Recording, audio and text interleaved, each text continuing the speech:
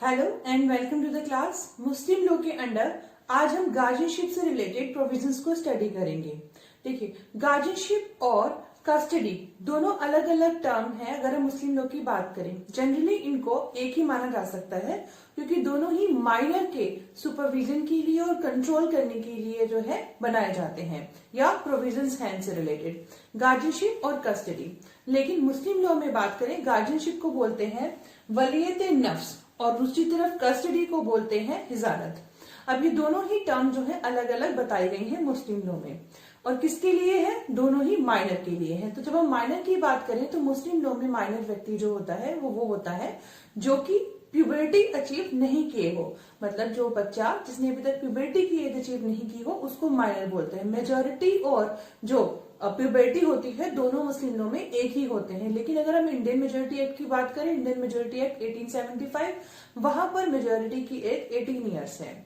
तो अब हमें अच्छे से पता है कि टाइम पीरियड के साथ में जो चेंज आया है मुस्लिम लॉ में, और उसके अकॉर्डिंग अगर हम मैरिज से रिलेटेड प्रोविजंस, डिवोर्स से रिलेटेड प्रोविजन और डावा से रिलेटेड प्रोविजन यानी कि निकाह, तलाक और मेहर, इन प्रोविजंस को छोड़ दिए जाए तो बाकी जितने भी प्रोविजंस होते हैं वहां पर इंडियन मेजॉरिटी एक्ट 1875 जो है मुस्लिम लॉ पर भी एप्लीकेबल होता है। तो हमने कहा कि गार्डियनशिप और कस्टडी दोनों अलग अलग टर्म है मुस्लिम लॉ के पर्सपेक्टिव में और माइनर के लिए होते हैं। तो माइनर जो है वो मुस्लिम लॉ में 3 अगर टर्म छोड़ दिए जाए, बाकी सारे इंडियन मेजॉरिटी एक्ट 1875 के अकॉर्डिंग होता है। तो अब गार्जियन की बात करेंगे, कितने तरीके के गार्जियन होते हैं। देखिए, गार्जियन होते हैं नेचुरल या लीगल, जिसको डी ज्यूरे भी बोलते हैं, testamentary, guardian appointed by court और स्टैट्यूटरी गार्जियंस, डिफेक्टो गार्जियन। ठीक है, अब पहले देखिए गार्जियनशिप होती किन किन चीजों के लिए है। पर्सन के लिए यानी जो माइनर है उसके लिए, उससे मैरिज से रिलेटेड पर्पसेस के लिए और प्रॉपर्टी से रिलेटेड, माइनर की प्रॉपर्टी से रिलेटेड पर्पसेस के लिए। पर्सन यानी माइनर की खुद के लिए गार्जियन, उसकी मैरिज से रिलेटेड उसके जो फैसले हैं वो लेने के लिए गार्जियन, प्रॉपर्टी से रिलेटेड फैसले लेने के लिए गार्जियन। तो 3 तरीके से 3 पर्पसेस को सॉल्व करते हुए गार्जियनशिप बनाई जाती है, कस्टोडियनशिप बनाई जाती है। और गार्जियन कितने तरीके के होते हैं? 4 तरीके के। तो देखते हैं पहले नेचुरल और लीगल या डी जुरे गार्जियन क्या होता है। मुस्लिम लॉ में जो नेचुरल गार्जियन है वो माने गए हैं फादर, उन्हें बनाया गया है फादर। और अगर फादर नहीं होते हैं तो सुन्नी लॉ के अकॉर्डिंग फादर्स की एग्जीक्यूटर, और फादर के एग्जीक्यूटर नहीं हो तो उस केस में जो है पैटर्नल ग्रैंडफादर, पैटर्नल ग्रैंडफादर भी नहीं हो तो पैटर्नल ग्रैंडफादर्स एग्जीक्यूटर। तो इस तरीके से होता है। लेकिन अगर हम शिया लॉ की बात करें तो वहां पर सिर्फ नेचुरल गार्जियन के तौर पे किसको माना गया है? माना गया है तो फादर या फिर पैटर्नल ग्रैंडफादर, एग्जीक्यूटर जैसी कोई भी बात वहां नहीं मानी गई है। और जहां हम बात करते हैं विमेन की, तो विमेन को नेचुरल गार्जियन नहीं माना गया है मुस्लिम लॉ के under. Testamentary guardian, testamentary guardian का मतलब जब विल के थ्रू, टेस्टामेंट्री मीन्स विल के थ्रू जो गार्जियन थे, कौन थे गार्डियन? फादर। फादर नहीं थे, उन्होंने विल नहीं बनाई थी तो पैटर्नल ग्रैंडफादर, उन्होंने अगर विल के थ्रू बना दिया है, अपॉइंट कर दिया है किसी व्यक्ति को जो है माइनर का गार्डियन, तो वो माने जाएगी। टेस्टामेंट्री मीन्स विल के थ्रू जिनको गार्डियन बनाया गया है, चाहे फादर के द्वारा नहीं कोई विल बनाएगी, ग्रैंडफादर जाने से पहले छोड़ के गए हैं, मतलब फादर भी नहीं थे, ग्रैंडफादर ने देखा बच्चे को, अब उनके जाने से पहले उन्होंने विल बना दी कि जो है मेरे मरने के बाद जो है, मेरे डिसीज होने के बाद जो है, मेरी मृत्यु के बाद जो है वो माइनर की जो रिस्पॉन्सिबिलिटी लेगा वो ये व्यक्ति लेगा। इस तरह से विल बना दी है तो वो विल के थ्रू वो टेस्टामेंट्री गार्डियन जो है वो अपॉइंट हो जाएगा। अब अपॉइंटमेंट करने के लिए टेस्टामेंटर में कुछ भी फॉर्मेलिटीज नहीं है कि किस तरीके से अपॉइंट किया जाएगा। और यहाँ पर ये बात हुई है, नॉन मुस्लिम को और फीमेल को भी टेस्टामेंट्री गार्डियन अपॉइंट किया जा सकता है। नेचुरल गार्डियन सिर्फ नहीं हो सकती है विमेन, लेकिन टेस्टामेंट्री में अपॉइंट किया जा सकता है। लेकिन शिया लॉ में नॉन मुस्लिम को नहीं अपॉइंट किया जा सकता है टेस्टामेंट्री गार्डियन। अब गार्डियन अपॉइंटेड बाय कोर्ट और स्टैट्यूटरी गार्डियन, अब इसमें क्या होता है, इसमें अगर नेचुरल गार्डियन नहीं है, टेस्टामेंट्री गार्डियन नहीं है, तो फिर गार्डियन जो है अपॉइंट कर सकते हैं कोर्ट, उसको उस गार्डियन को जो कि अपॉइंट किया गया है कोर्ट के थ्रू, उनको बोलते हैं स्टैट्यूटरी गार्डियन। और ये कहां पर गवर्न किया गया है? जो हमारा गार्डियनशिप एंड वर्ड्स एक्ट 1890 है उसके अंडर कंट्रोल किया गए हैं सारे प्रोविजंस। और उसका सेक्शन 17 का सबसेक्शन 2 ये बोलता है कि जब माइनर के लिए इस जो गार्डियन की अपॉइंटमेंट हो रही है, यानी कोर्ट अपॉइंट कर रहे हैं किसी गार्डियन की, गार्डियनशिप एंड वर्ड्स एक्ट 1890, तो पहली बात तो हमें समझना चाहिए कि इर्रेस्पेक्टिव ऑफ रिलीजन है, मतलब यूनिफॉर्म लॉ है, कोई भी रिलीजन हो सब पे ये एक्ट एप्लीकेबल है। दूसरी बात कह रहे हैं सेक्शन 17 का सबसेक्शन 2 ये कहता है कि जब भी कोर्ट अपॉइंट करते हैं गार्डियन को, तो वो उस वक्त अपॉइंट करते हुए उस जो जिसके लिए अपॉइंट कर रहे हैं, मतलब माइनर है, उसकी एज को, उसके जेंडर को, उसके रिलीजन को, उसकी कैपेसिटी को और उसकी कैपेबिलिटीज को, इन सबको ध्यान में रख के गार्डियन अपॉइंट करते हैं। इसके अलावा ये भी देखते हैं कि अगर जो फादर थे या मतलब जो कि नेचुरल गार्डियन थे, जो पेरेंट्स थे, उनकी कोई विश थी, कोई इच्छा थी कि इसको अपॉइंट किया जाएगा और उनको जिनको अपॉइंट करना है उससे माइनर का क्या रिलेशनशिप है, कितनी नजदीकी का रिलेशनशिप है, ये सारे फैक्टर्स को ध्यान रखते हैं। और अगर माइनर काफी इंटेलिजेंट है, मतलब उसका जो आईक्यू लेवल है काफी अच्छा है, वो बातों को समझ सकता है, तो उसकी क्या इच्छा है, उसकी क्या मर्जी है, वो भी कंसिडर की जाती है। ये सारी बातों को कंसिडर करके कोर्ट जो होते हैं वो गार्डियन अपॉइंट करते हैं। फिर आता है de facto guardian. De facto guardian का मतलब ना तो कोर्ट ने अपॉइंट किया है, ना नेचुरल एंड टेस्टामेंट्री है, बट सर्कमस्टांसेस इस तरीके के उन्होंने खुद को जो है माइनर की रिस्पॉन्सिबिलिटी खुद ले ली है, उन्हें डी फैक्टो गार्डियन बोलते हैं। और जो हमारा ये गार्डियन अपॉइंटेड बाय कोर्ट और स्टैट्यूटरी गार्डियन है, इसका हमारे पास एक केस लो भी है, वो है श्रीमती फरजाना बाई वर्सेस अयूब दादा मियां। और इसके केस में, ये 1989 का केस है, और इस केस में ये हेल्ड किया था बॉम्बे हाई कोर्ट ने कि जब भी statutory guardian and boards act 1890 के अंडर जब भी कोर्ट अपॉइंट कर रहे हैं गार्डियन को, तो वो जो रिलीजन है, किसका, रिलीजन ऑफ माइनर, उसको भी कंसीडर करेंगे। अब देखते हैं गार्डियनशिप या वलीयत नफ्स पर्सन मैरिज और प्रॉपर्टी में क्या होता है। इसके साथ हिजानत की बात करते हैं। हिजानत होता है कस्टडी। देखिए, हमें अच्छे से पता है, हमने समझ लिया कि गार्डियनशिप में जब हम बात करते हैं, वहां पर नेचुरल गार्डियन बनने के लिए वुमेन नहीं है, मतलब मुस्लिम लॉ में जो वुमेन होती है वो नेचुरल गार्डियन नहीं मानी जाती, लेकिन कस्टडी का जो अधिकार होता है, हिजानत का जो अधिकार होता है, वो वुमेन का होता है। उसमें भी एक सर्टेन एज है। क्या एज है? अगर हम सुन्नी लॉ की बात करें तो वहां पर जो एज है, जो मेल चाइल्ड अगर है तो मेल चाइल्ड अभी 7 ईयर्स तक जब तक वो अचीव नहीं कर पाता तो उसकी कस्टडी मदर के पास रहती है। और अगर फीमेल चाइल्ड है तो जब तक एज ऑफ प्यूबर्टी अचीव नहीं कर लेती है तब तक ही रहेगी जो कस्टडी, वो मदर के पास रहती है। लेकिन शिया लॉ की बात करें तो शिया लॉ में जब तक मेल चाइल्ड 2 साल का है और जो फीमेल है वो 7 साल की है, तब तक ही रहता है क्या, कस्टडी मदर के पास। अब 2 चीजें ऐसी हैं, 2 कंडीशन ऐसी हैं जब मदर से कस्टडी ली जा सकती है। कौन कौन सी? एक तो मदर का जो डिवोर्स हो चुका हो या फिर मदर के जो हस्बैंड है उनकी डेथ हो चुकी हो, उस केस में मदर जब तक दूसरी मैरिज नहीं करती हैं तब तक तो उनसे नहीं लिया जाता, लेकिन अगर वो दूसरी मैरिज कर लेती हैं तो वो कस्टडी उनसे ली जा सकती है, मतलब कस्टडी उनके पास से चली जाएगी बच्चे की। अब इसमें दूसरी बात ये कह रहे हैं कि जो है, अगर जो वाइफ है वो, मतलब मैरिज जो मदर है, अगर वो इमोरल लाइफ जीती हैं, मतलब ऐसा लाइफ जी रही है जिससे कि जो बच्चा है, चाइल्ड है, माइनर है, उसके इंटरेस्ट पे फर्क पड़ेगा, उसके जो अधिकार होंगे, उसका जो विकास होगा, उसका जो डेवलपमेंट होगा, उस पर फर्क पड़ेगा, इस तरह की लाइफ अगर मदर जो है जी रही है तब भी उनसे कस्टडी ली जा सकती है। तो किसी भी तरीके से अगर मदर जो है उनकी डेथ हो जाती है या फिर मदर जो है डिस्क्वालीफाई हो जाती है कि उन्हें कस्टडी नहीं दी जा सकती, तो फिर किनके पास कस्टडी जाएगी, उसके लिए भी एक पूरी जो है मतलब कहना चाहिए सीरियल है, पूरी तरीके से लाइन बनी हुई है।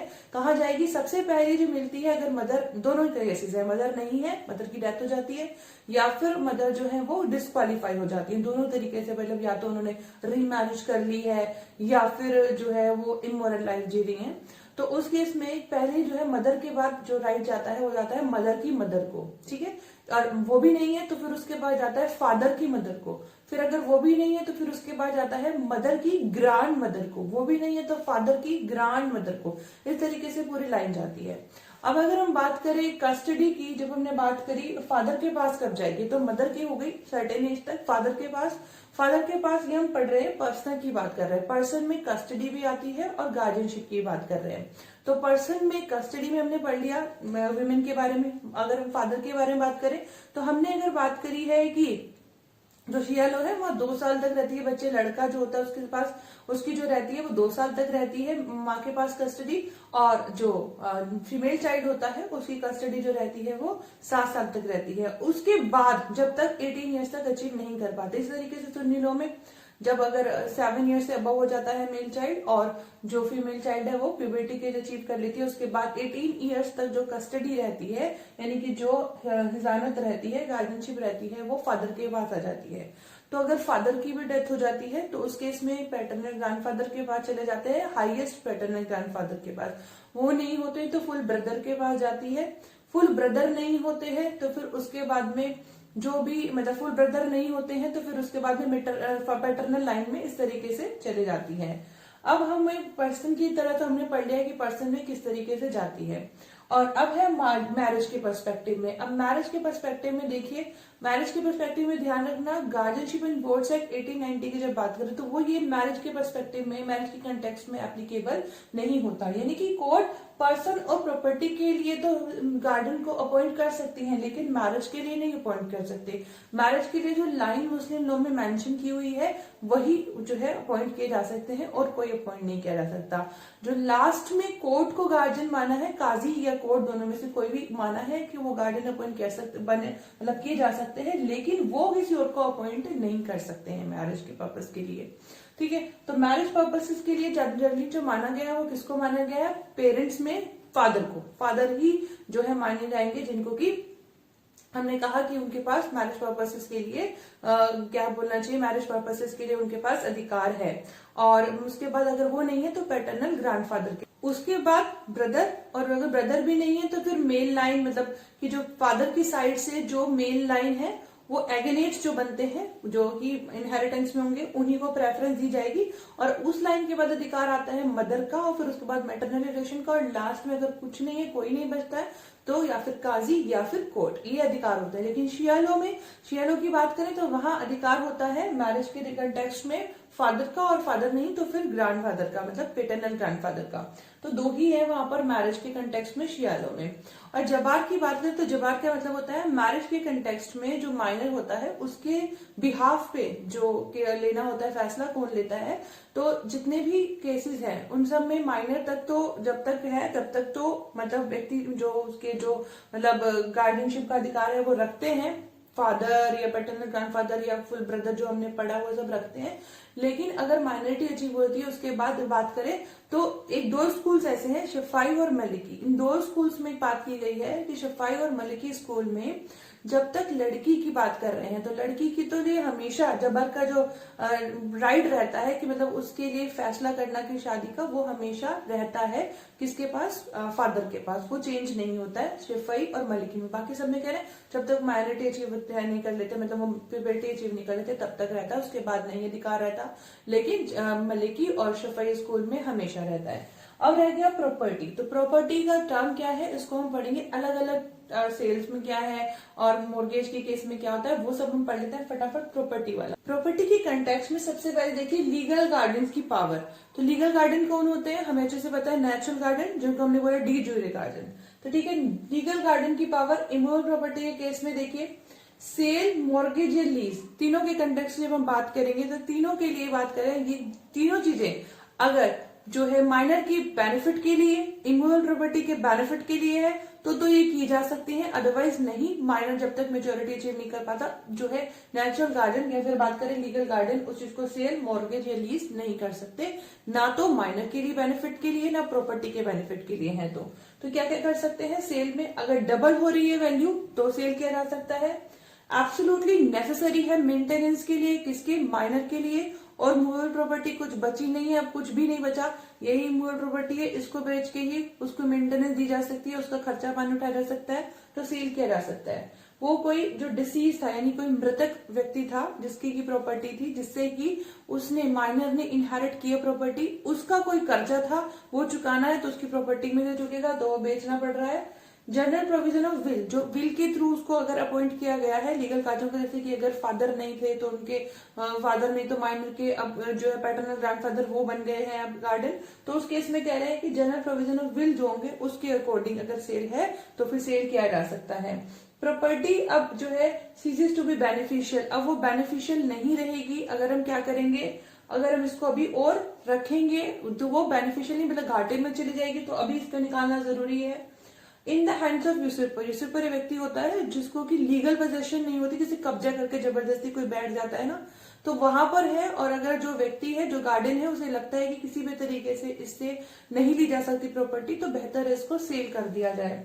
फिर इस तरह की प्रॉपर्टी का नेचर है कि या तो खराब हो रही है या फिर वो डिस्ट्रॉय हो रही है, मतलब उसमें बिल्डिंग खड़ी है, वो जर्जर होता जा रहा है मकान, कोई फायदा नहीं उसको रखने का, तो उसको सेल किया जा सकता है। इन केसेस में सेल किया जा सकता है। मॉर्गेज के केस में बेनिफिशियल है अगर माइनर के लिए या प्रॉपर्टी के लिए तो उसको मॉर्गेज किया जा सकता है। लीज के केस में भी यही है, अगर बेनिफिशियल है तो उसको किया जा सकता है। फिर मूवेबल प्रॉपर्टी की बात करें तो सेल भी कर सकते हैं, प्लेज भी कर सकते हैं लीगल गार्डन, लेकिन वो बेनिफिट के लिए होना चाहिए, माइनर के लिए। और पता है उसकी जो मेंटेनेंस है, उसका खर्चा पानी उठाने के लिए अगर मूवेबल प्रॉपर्टी को सेल करना है तो कर सकते हैं, प्लेज करना है तो कर सकते हैं।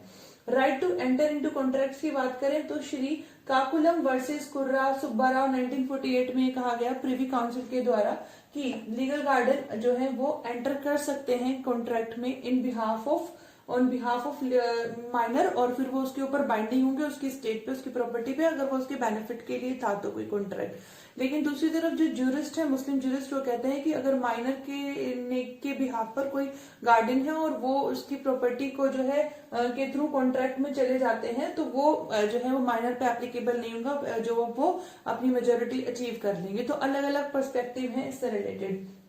दूसरा देखिए, सर्टिफिकेटेड गार्डन या फिर वो वाले गार्डन जो हमने कहा था ना, गार्डन्स अपॉइंटेड बाय कोर्ट होते हैं, स्टैट्यूटरी गार्डन, उनको सर्टिफाइड गार्डन भी बोलते हैं प्रॉपर्टी के लिए, क्योंकि वो काम करते हैं। तो इमूवेबल प्रॉपर्टी के कंटेक्स्ट में कोर्ट की परमिशन के बिना स्टैट्यूटरी गार्डन जो होंगे वो इमूवेबल प्रॉपर्टी को नहीं सेल कर सकते, उसके साथ मॉर्गेज सेल लीज कुछ नहीं कर सकते। मूवेबल प्रॉपर्टी बेनिफिट के लिए है, अगर उसके माइनर के तो कर सकते हैं, उसमें कोर्ट की परमिशन लेने की जरूरत नहीं है। और अगर हम बात करें लीज की, तो लीज वो कर सकते हैं 5 साल तक के लिए। और अगर हम बात करें जो तीसरा तरीके का हमारा गार्डन था टेस्टामेंट्री गार्डन, तो टेस्टामेंट्री गार्डन के पास वो सारी पावर होती है जो नेचुरल गार्डन के पास होती है, क्योंकि नेचुरल गार्डन ही विल के थ्रू उनको अपॉइंट करके जाते हैं, तो ये सारी पावर रहती है जो लीगल गार्डन के पास रहती है।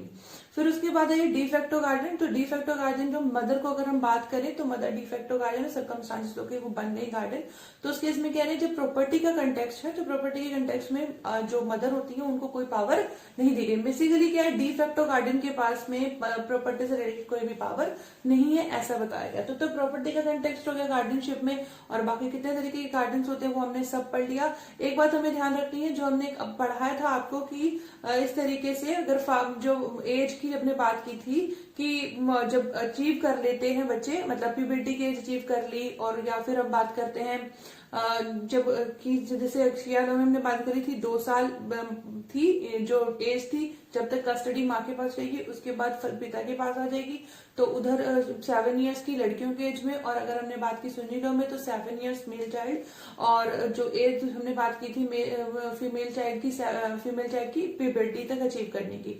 तो इस एज के बाद जो 18 इयर्स तक एज रहती है फादर के पास रहता है बच्चा।